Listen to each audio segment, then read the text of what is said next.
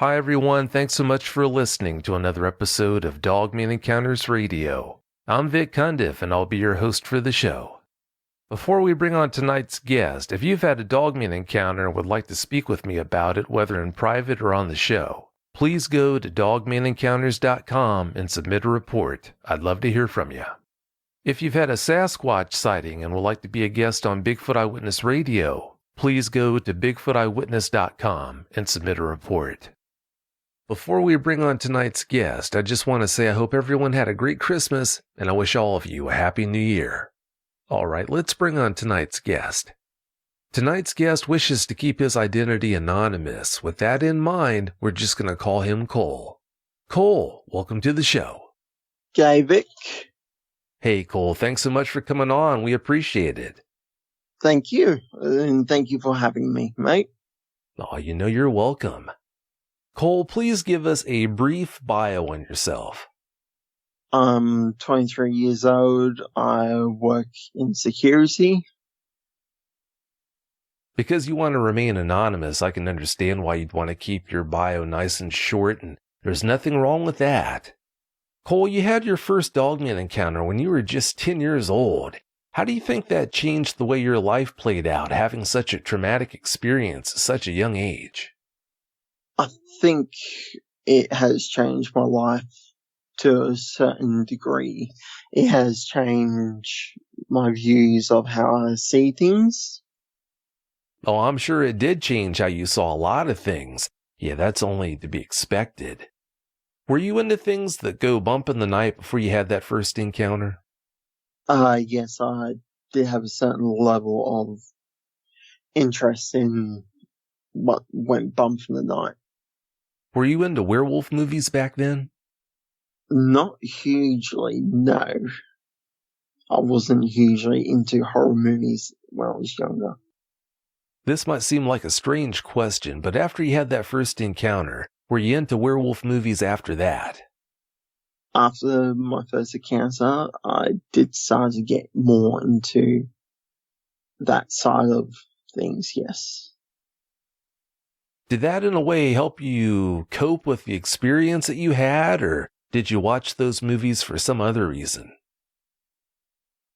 I watch those type of movies more to cope, but also just to understand what I saw on the day. Did it actually help you deal with that experience watching werewolf movies, or did it not really have much of an effect at all, or did it make things worse, would you say? It helps slightly, but it didn't improve things. Yeah, that doesn't come as a surprise.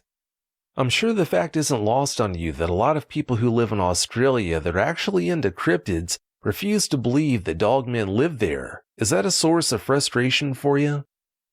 Yes, it is a bit of a source of frustration for me. The amount of times I've heard about other cryptids down here, not about Dogman, it came a bit of frustration. From what I hear, you've got your fair share of cryptids there in Australia, not just one or two. No, from what I've gathered and heard from rumor, we have like a few of them around. Lucky you, huh? I wouldn't say hugely lucky, no. Yeah, I guess I wouldn't either. You tried to tell your mother about one of your Dogman encounters and came to regret it. Please expand on that for us. When I first had my Dogman encounter, I tried to explain to my mother what happened. She ended up nearly taking me to a therapist to make sure I was mentally alright. Yeah, it's pretty frustrating on my end when you hear so many people throw out almost like it's a easy resolution to anyone who has an encounter that they could just go to their nearest psychologist, sit down with this professional and get all the answers they need and just recover from it like you're snapping your fingers, but it's so much more complicated than that. It just doesn't work that way, as you found out. Yeah, I had to find out the hard way. It wasn't easy, but yeah. Unfortunately. All right, Cole, please tell us about your encounters now. Give us every last detail that comes to mind. Alright. The first encounter I had was when I was around 10 years old. At the time, I was at home and a few kids from the street that we lived at. We all decided to, after like 10 minutes or so, decide to go and ride our bikes. I lived on a like half of an acre at the time, and the location, the road was just all dirt. So we were riding down. At the time, we were passing the strawberry fields that were on our sides. Best moments of my life, some of them. We would always steal a couple of strawberries to eat. But anyway, we continue riding up ahead until we reach this metal grate on the road. Not really sure why they had it there, just did. The kids decided to, my brother and the other kids decided to ride back a little to grab some more strawberries, and I continued riding on my bike.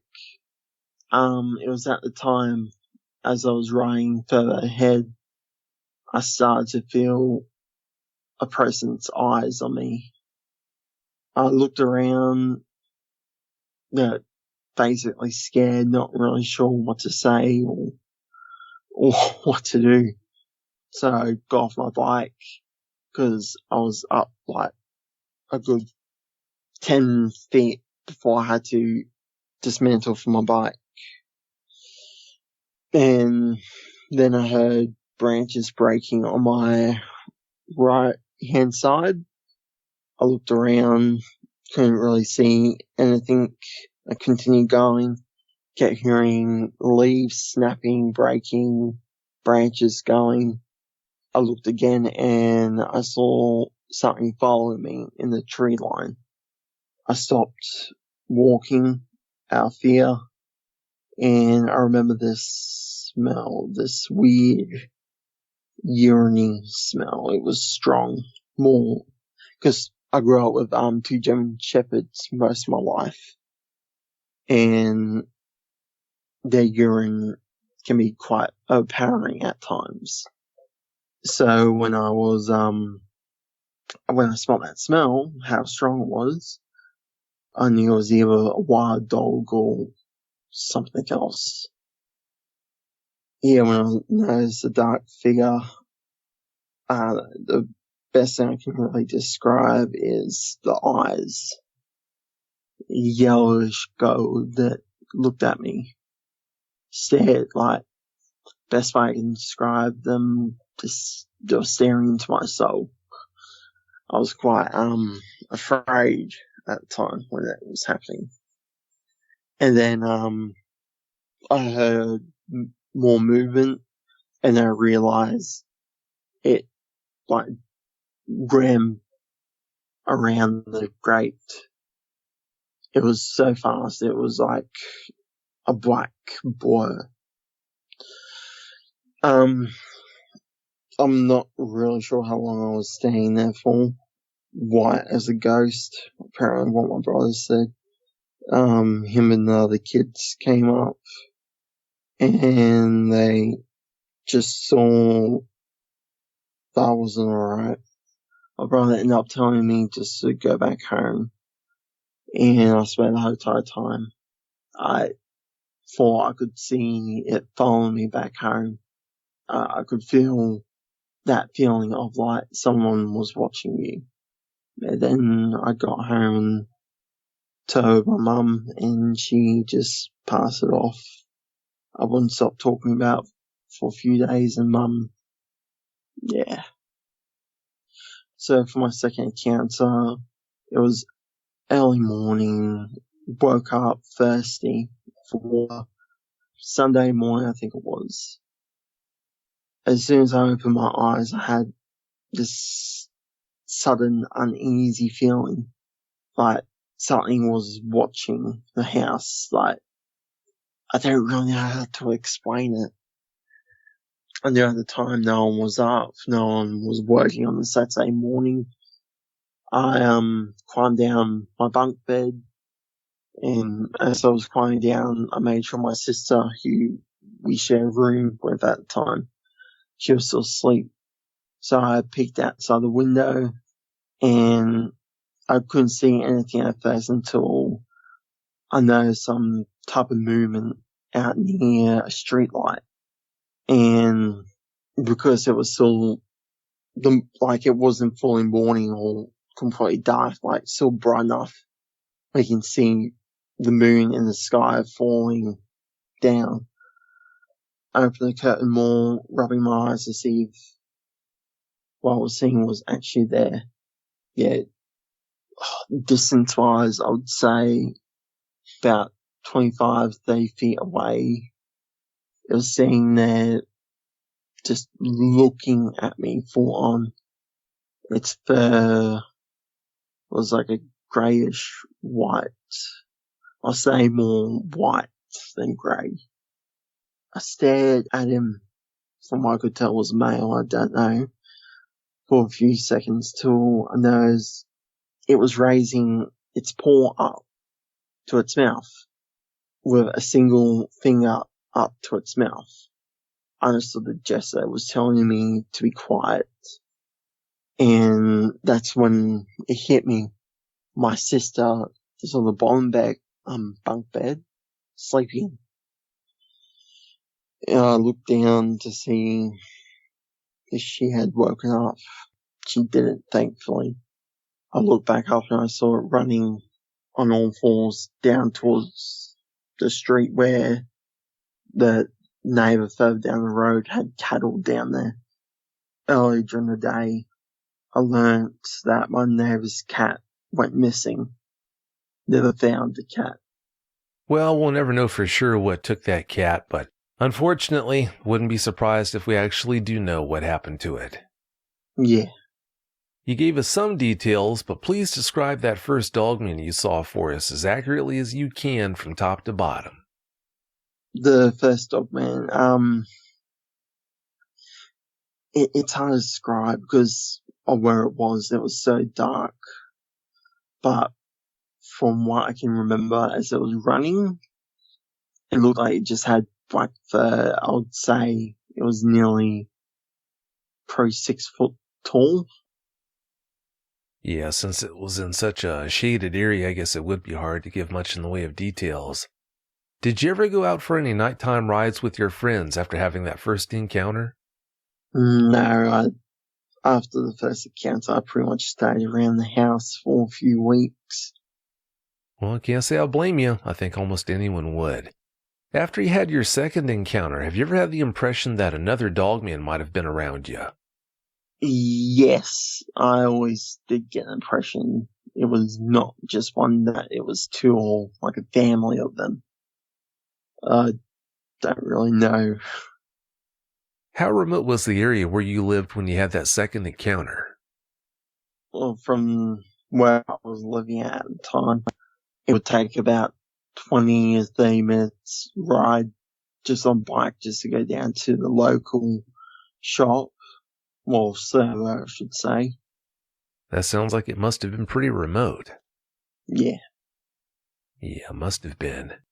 You told us that you work as a security guard. Because of that, you have to patrol outdoors by yourself in a remote location. How much trouble do you have doing that after having those two encounters you told us about? After two encounters, I tend to keep my head on a swivel. Always try to keep an eye on all my surroundings. Always try to listen to everything that's going around me. Yeah, sounds like a good idea. I just hope you never have another encounter. You never know, you might have another one, but I just hope you don't. I hope I don't as well. Well, it's about time for us to get out of here, Cole, but before we do you have any closing comments you'd like to share? Look, everyone that's listening, be careful around these things, because I'm down in Australia, we don't have guns to defend ourselves. Yeah, we could use knives or something, but we just don't really know much about them. They could, like, the amount of times with my two encounters, something could have happened. I could have got injured or hurt. That scares me. Well, yeah, you could have been hurt, but if either one of those dogmen wanted to hurt you, then you would have been hurt or killed if that's what they wanted to do. But that didn't happen like we talked about in our first conversation there, because that's not what the dogmen were after. So, yeah, please don't lose sight of that. But having said that, Cole, I want to thank you so much for your time. Thanks again so much for sharing those experiences with us. I really appreciate it. Thank you, Vic. All good. Thank you for having me. Oh, you're welcome. Thanks again so much. Have a great night. If you've had a Dogman encounter of your own and would like to speak with me, whether in private or on the show, please go to dogmenencounters.com and submit a report. I'd love to hear from you.